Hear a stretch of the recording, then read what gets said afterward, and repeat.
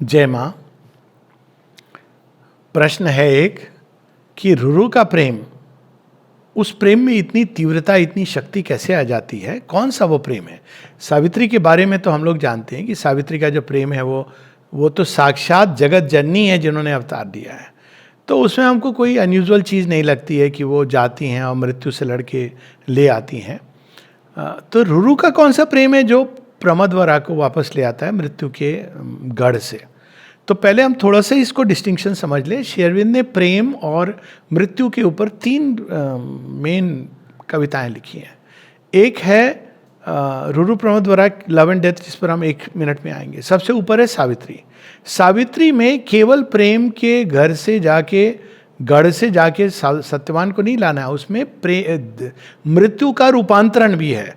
तो वो एक कॉस्मिक एक्शन है, क्योंकि उन्होंने केवल एक सत्यवान को नहीं बचाया, उन्होंने एक संभावना क्रिएट कर दी संसार में कि मृत्यु के गढ़ से, अज्ञान अचित अंधकार से मुक्ति की वो गाथा है, ह्यूमन सोल की फ्रीडम की गाथा है। तो बहुत अलग हाईएस्ट डायमेंशन की है। उसके पहले श्री अरविंद ने विक्रम उर्वशी लिखी है।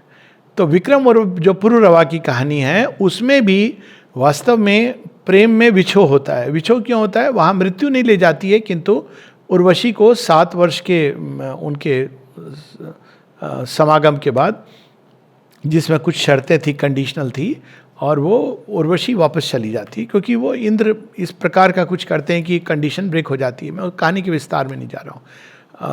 अब पुरुरवा बहुत विवल होते हैं इस बात से, और उर्वशी भी बहुत विवल होती है, क्योंकि प्रेम की पीड़ा है।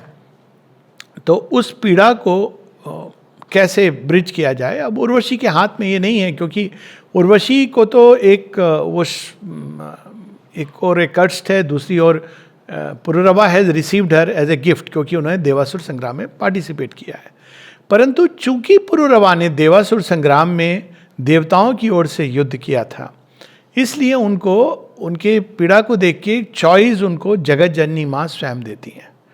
और वो क्या चॉइस देती हैं कि तुम चाहो तो सदैव अपनी प्रियतमा के साथ रह सकते हो। कहाँ रह सकते हो? स्वर्गलोक में रह सकते हो।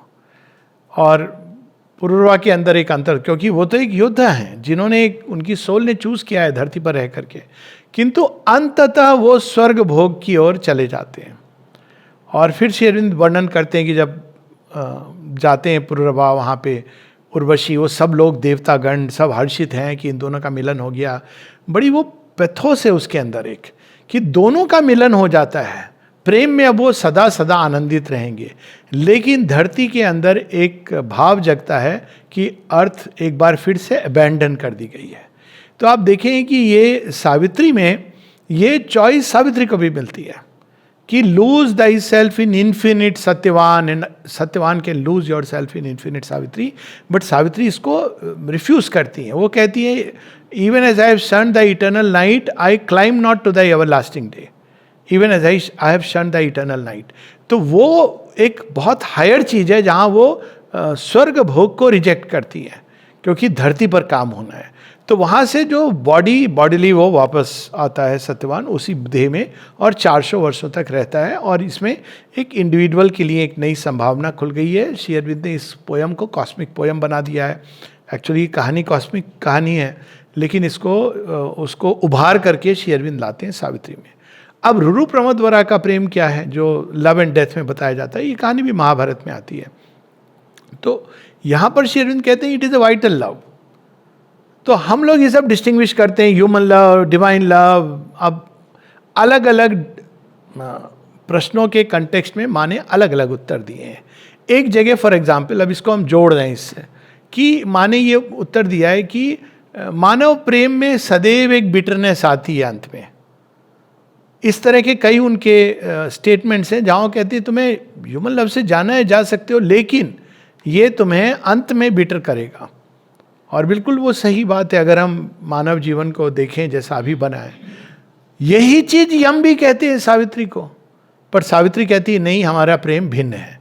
तो यानी ऑर्डिनरी ह्यूमन लव ऐसा होता है जिसमें अंत में आपको बिटरनेस मिलती है। इसलिए कहा गया है कि अगर तुमको डिवाइन लव की ओर जाना है तो ह्यूमन लव को तुमको परित्याग करना पड़ेगा। ये मतलब ह्यूमन लव से यहाँ मतलब है माँ का जो साधारण जीवन में जो प्रेम होता है, प्राणिक प्रेम, आवेग, पैशन, लेन देन का व्यापार, कारोबार, ईगो की तुष्टि, उसका हर्ट होना, ये अंत में बिटरनेस लाता है। तो उस तरह के प्रेम को तिरस्कार कर दिया जाए।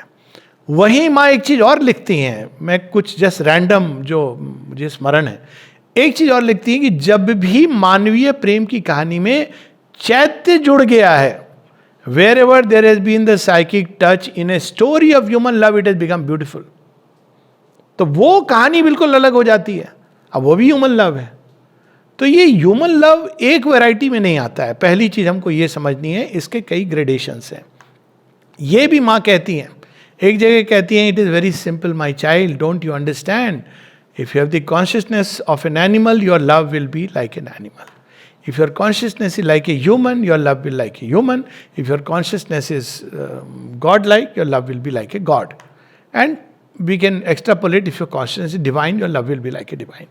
कई बार लोग जैसे समझ नहीं पाते हैं, ये पूछते हैं, आज भी किसी ने प्रश्न किया कि ये देवताओं की कहानी में कि वो मुग्ध हो गए और किसी उनके तो ऑलरेडी लक्ष्मी जी हैं, तो विष्णु भगवान क्यों चले जाते हैं किसी से प्रेम करने. या कृष्ण जी की एक कहानी आती है, वो बड़ा फेमस टेम्पल है जिस पर डांस भी है. मैं भूल रहा हूँ, सदर्न स्टेट्स का एक कहानी है जिसमें वो इतनी भक्ति करने लगी कृष्ण जी की, कृष्ण जी आ गए वेंकटेश के रूप में, वो वहाँ विराज गए. और वो कहानी बड़ी रोमांटिसाइज्ड है कि वो जब द्वार बंद होते हैं, डिवोटीज उनको ऑफर कर रहे हैं चीज़ें, लेकिन कृष्ण जी बीच बीच में देख रहे हैं उसको, नाम भूल रहा हूँ मैं, उनकी जो भक्त है जो बैठी हुई है, और प्रतीक्षा करेगी कब मेरा द्वार बंद हो, ये भीड़ चली जाए so that I can meet her. Now ये हमको ये समझना है कि ये ह्यूमन माइंड ने एक कहानी की सुंदरता को वाइटल बना दिया. और श्री अरविंद ये बताते हैं कि गोप गोपियों की जो लीला है, कहती है ये बड़ी सुंदर चीज है जिसको ह्यूमन वाइटल ने रोमांटिसाइज कर दिया है. अब यहाँ पर हम लोग थोड़ा सा ये भी टच कर दें कि रोमांस की क्या, इसमें रोमांस का आप देखोगे गोपियों के साथ प्रेम में भी आधी रात को कोई नहीं जानता है, ये एक जो चार्म होता है हिडन का, कि ये आपका प्रेम है जो किसी को नहीं पता है, ये आपके और उस व्यक्ति के बीच में है, जिसको बाहरी जीवन बड़े भद्दे ढंग से प्रस्तुत करता है. पर श्री अरविंद कहते हैं कि to create adultery with God this world was perfectly created. एक जगह वो कहते हैं monogamy is good for the body but for the eternal, the soul in man who loves God is the eternal polygamist. और माता जी इसके context में exact words नहीं है, but you will find it is the same meaning. Mata ji इस context में कहती है, शोभिंदो as a charming expression by which वो जो हमारे सारे मॉरल नोशंस हैं ही डिस्ट्रॉयज इट. अब इन सब चीज़ों का अगर तुम जोड़ो, ये कोई शेरविंद ये नहीं कह रहे हैं कि one should become polygamist in that sense. पर अब देवता लोग क्या होता है, वो जहाँ भक्ति है, जहाँ पर सेल्फ गिविंग है, वो उससे मूव्ड होते हैं. ये उनकी माया इस तरह की है, माया में वो भी बंधे हैं, पर वो माया उनको कैसे बांधती है. देवताओं का काम ही धरती से बंधना है, नहीं तो वो काम कैसे करेंगे. देवता थोड़ी कोई समाधिष्ठ होते हैं, देवता तो constantly at labour in creation है. तो जहां उनको भक्ति, सच्ची भक्ति, जहां उनको सेल्फ गिविंग, जहां उनको त्याग, जहां उनको तप, ये सब दिखाई देता है, वो वहां खींचे चले जाते हैं और वहां बंध जाते हैं. अब नेचुरली ये लक्ष्मी जी को तकलीफ होगी अगर तुम ह्यूमन पॉइंट ऑफ व्यू से देखो, but Lakshmi understand, she is the eternal consort. कोई लक्ष्मी को का स्थान थोड़ी ले सकता है. लेकिन जब वो मानवीय देह में लीला करते हैं, जैसे रुक्मणी लक्ष्मी जी हैं, लेकिन ऐसा कहा जाता है कि she used to suffer from sometimes from pangs of jealousy, क्योंकि आप मर्द शरीर धारण करते हो तो मर्द समस्याएं आती हैं. अब ये बड़ा एक ट्रांजिशन पॉइंट है फ्रॉम हियर टू रुरु की कहानी. तो रुरु की कहानी में क्या है, रुरु की कहानी में भी ह्यूमन लव है.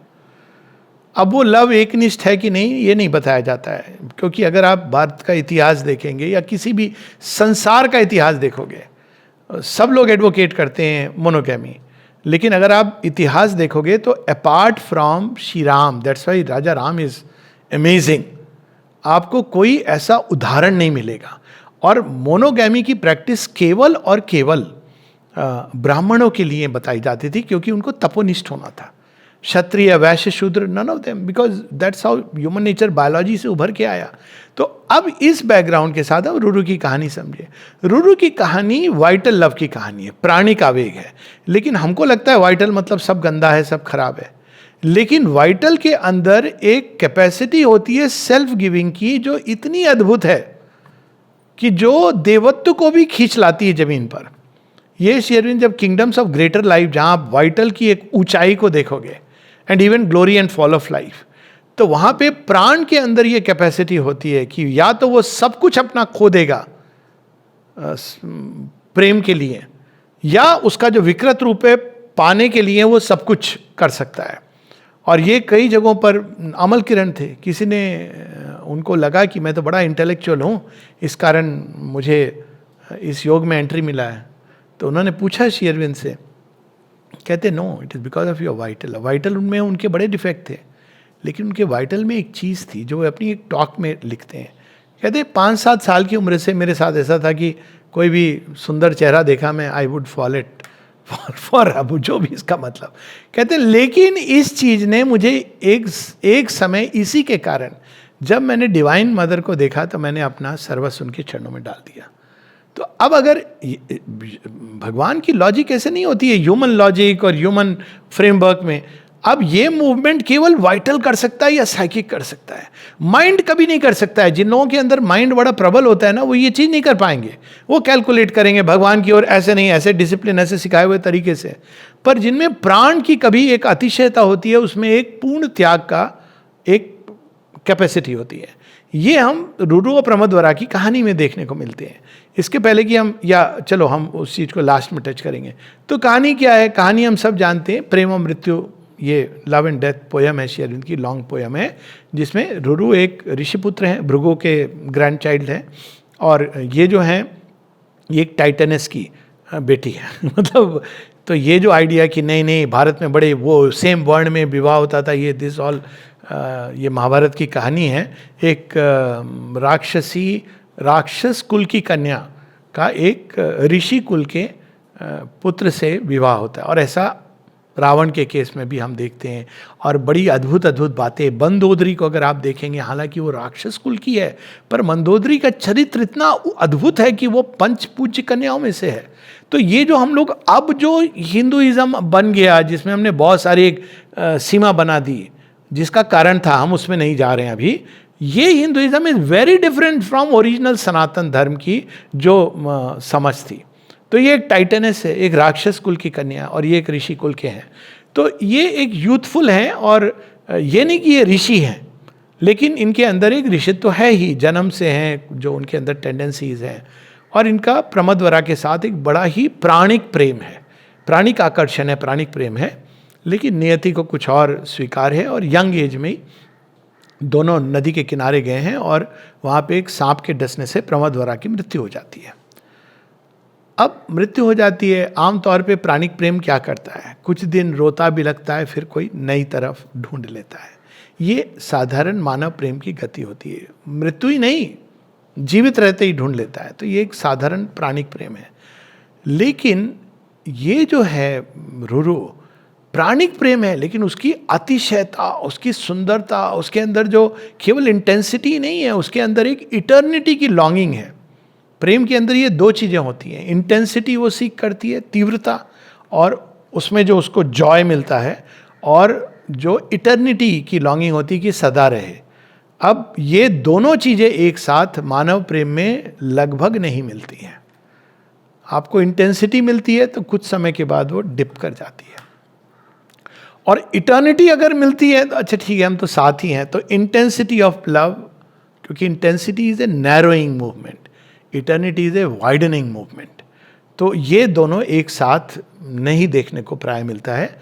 एक कहानी जो मैं जानता हूँ वो है राधा कृष्ण की, श्री राम सीता की, और महर्षि अरविंद की। ये 3 कहानियों में आपको ये दोनों चीज़ें देखने को मिलेंगी। और अगेन उसमें मैं नहीं जा रहा हूँ, रुरु प्रमदवरा। तो इंटेंसिटी है जिसके कारण उनको वियोग और विक्षोभ और पीड़ा होती है, और साथ में इटर्निटी की चाह है, ये नहीं होना चाहिए। तो अब रुरु जो पीड़ा अनुभव करते हैं, वो वियोग उनका योग में बदलता है। और देखा जाए तो गीता में भी हम देखते हैं कि अर्जुन का विषाद योग में बदलता है, लेकिन वो एक अलग डोर है, क्योंकि अर्जुन को पहले ज्ञान कि मुझे करना क्या है, लेकिन वो विषाद योग में बदल देते हैं भगवान श्री कृष्ण। यहाँ पे वो वियोग की अग्नि में जल रहा है। तो कौन जल रहा है? प्रेम। और जब भी कोई भी ह्यूमन मूवमेंट, आप जलना क्या है? तप है, कहते भी ना वियोग की अग्नि। और वियोग की अग्नि क्या होती है? वियोग की अग्नि एक प्रकार का तप है।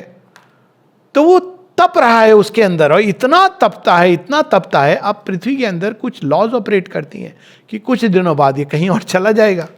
अब वो जाता नहीं है, तो सबको परेशानी हो रही है। देवताओं ने, आपने संतुलन बिगाड़ दिया ना सृष्टि का। भगवान ने संसार के, या रादर विधाता ने जैसे लॉज बनाई हैं ऑपरेटिंग, इसके अंदर चेक्स बैलेंसेस नॉर्मल प्रोसेस है कि आपको हर्ट होता है कुछ दिन बाद, तभी कहते हैं ना टाइम विल हील इट। इसलिए शेर अरविंद एक जगह उनकी पोयम है इमॉर्टल लव, उसमें वो वर्णन करते हैं, जहाँ वो कहते हैं कि यदि मैंने केवल तुम्हारी बाहरी सौंदर्य, मुख की शोभा और केश राशि के लिए प्रेम किया होता, तो हे प्रियतमे, कुछ दिनों बाद मेरा प्रेम समाप्त हो जाता। यदि मैंने तुम्हारी मधुर वाणी और तुम्हारे गुणों के लिए प्रेम किया होता, तो भी संभव है कि काल की गति एक दिन उसको पहुंच जाती और खा लेती। लेकिन मैंने तुमको ऐसे प्रेम किया है कि जैसे मैं स्वयं को करूं, मैंने स्वयं को तुम में देखा है, तो इसीलिए मैं तो अपने से तो अलग नहीं हो सकता। तो time I exceed, change I exceed and am for time prepared. क्योंकि जब आप स्वयं, आप खुद से, how will you dissociate from yourself? क्या बात उस योग की नहीं हो रही है, ईगो सेल्फ हो, उसकी बात नहीं हो रही, बट योर हाईएस्ट सेल्फ, तभी आप स्वयं को उसमें। और इसीलिए शेर अरविंद कहते हैं all love when it changes into adoration has a spiritual force in it। ये सिंथेसिस ऑफ योग का वाक्य है कि अगर उसके अंदर ये जो एक एडोरेशन का भाव आ जाए, जो आप देखेंगे कि प्रेमिका के प्रति या प्रेमिका का प्रेमी के प्रति एक एडोरेशन का भाव बहुत रेयर है ये मूवमेंट। ज़्यादातर तो ईगो का भाव होता है, तूने मेरी बात नहीं सुनी, मैंने तेरी नहीं, क्यों सुनूंगी।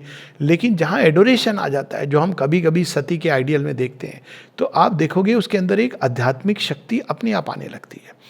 प्रेम तो एक ही है। अब वहाँ पर हम आए कि अलग अलग प्रेम हम कह रहे हैं, प्रेम तो एक ही है, लेकिन वो यहाँ आके जैसे गंगा गोमुख से गंगा सागर रास्ते में मैली हो जाती है। तो प्रेम या तो बड़े नैरो मूवमेंट में जा सकता है या वाइड मूवमेंट में जा सकता है। तो यहाँ पर रुरु की जो वियोग है, उसको संताप जो है, ताप, देखिए वर्ड कितना सुंदर है, संताप। ये केवल पीड़ा नहीं, ये संताप है। मतलब वो उसका माइंड अब फोकस्ड हो गया है केवल और केवल प्रमदवरा। मतलब उसकी वो अवस्था है कि केवल वो प्रमदवरा ऐसा कहता हुआ घूम रहा है, मानो उसी के बारे में मनन कर रहा है, चिंतन कर रहा है। तो प्रमदवरा कौन है? साधारण ह्यूमन बीइंग है, लेकिन उसके हृदय में कौन सा भाव जगा है? प्रेम जगा है। इसलिए श्री अरविंद कहते हैं कि इवन एक इन्फीरियर गुरु, अगर तुम उसको भगवान के रूप में देखने लगोगे तो तुमको भगवान वो अनुभव दे देंगे। तो वो जब करने लगता है ये संताप, तो सृष्टि का संतुलन बिगड़ रहा है। You are not suppose, human beings are not suppose to experience it.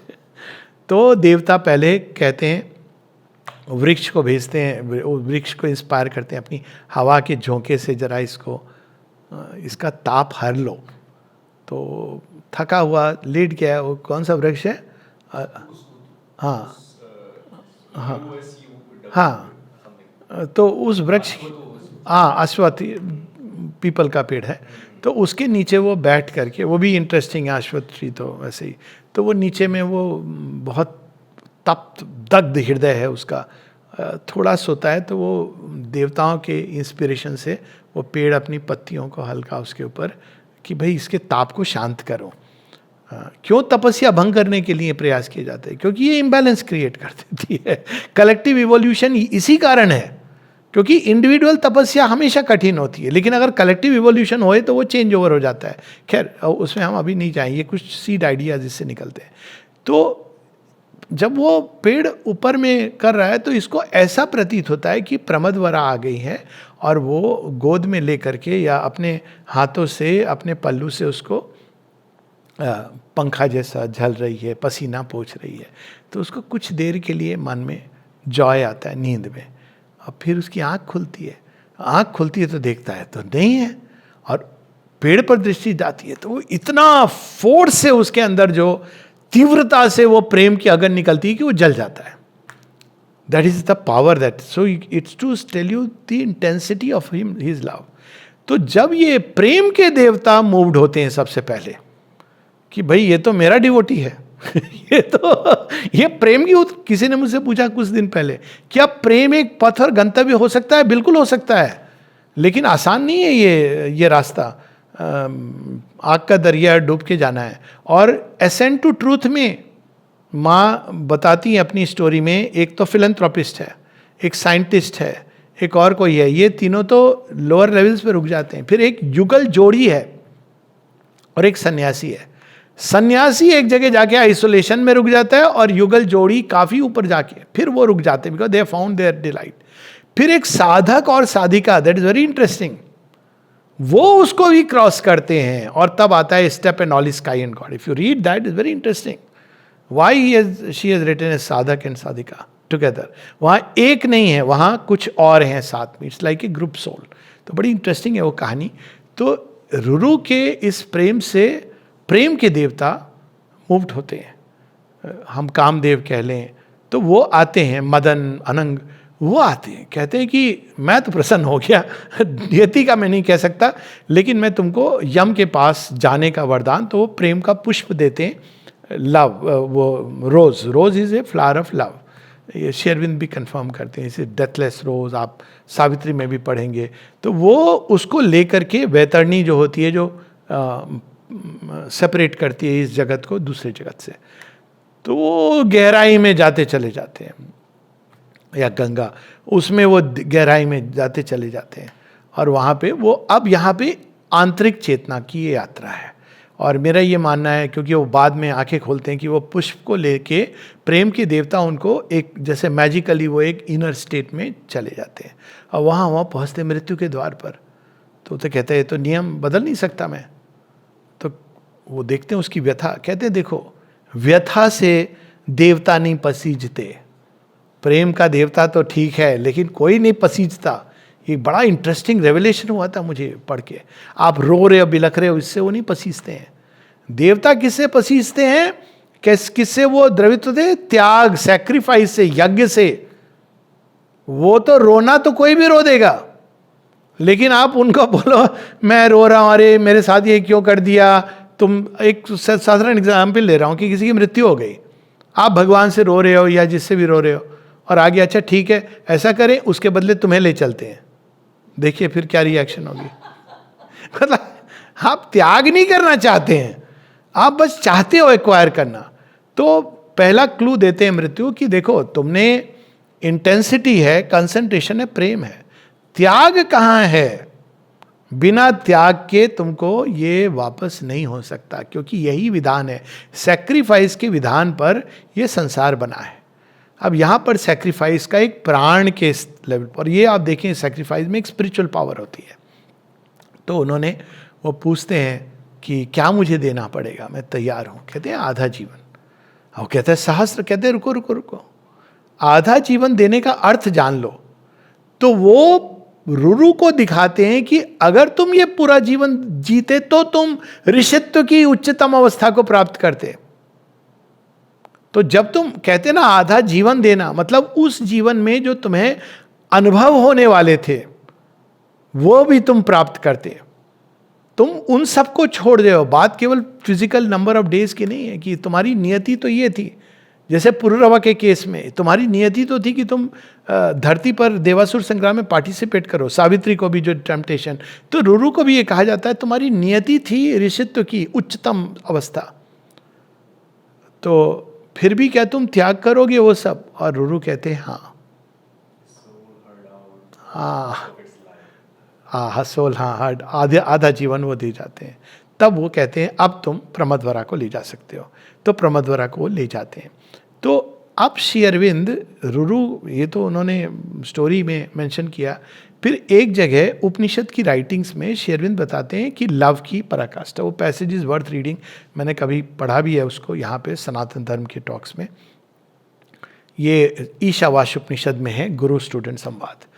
तो वहाँ वो बताते हैं कि प्रेम कितने प्रकार का होता है। कहते हैं आमतौर पे लोग अमूमन प्रेम को वो समझते हैं जो एक सेंसरी ग्रेटिफिकेशन और वो फिजिकल सेटिस्फैक्शन को।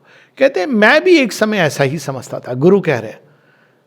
फिर लेकिन इसके आगे एक और प्रेम होता है, यदि यही होता तो फिर एक प्रेम जो गुणों से आकर्षित होता है। फिर कहते हैं इसके आगे एक और प्रेम होता है जिसके अंदर एक मेंटल इंटेलेक्चुअल कंपेनियनशिप की चाह होती है। फिर कहते हैं इसके आगे एक और प्रेम होता है और उसको डिस्क्राइब करते हैं कि कौन सा है वो प्रेम जो एक अनंत ऊंचाई से बिल्कुल नीचे की ओर गिरता चला आता है उठाने के लिए। ये तो भगवान करते हैं, लेकिन मनुष्यों में ये प्रेम है।